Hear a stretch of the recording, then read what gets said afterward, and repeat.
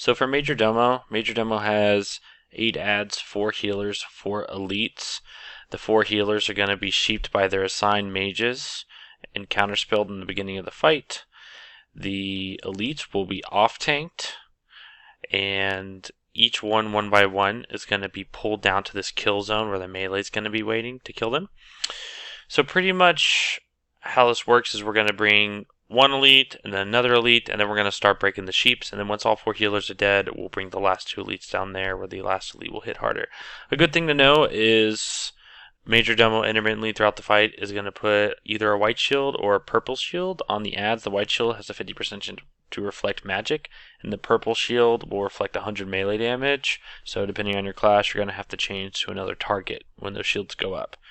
So don't forget to bring the adds down to the kill zone, and then the main tank is going to just tank them pretty much near his original spot. The hunter's going to stand right next to Domo, preferably closer to Domo than the main tank, and he's going to be teleported. But if the main tank gets teleported during the fight, the hunter is just going to pull him back to the main tank with distracting shot, as Domo will drop threat. The range and the healers will all stay here pretty much throughout the whole fight, and outside of that, guys, nothing too fancy, and that's it.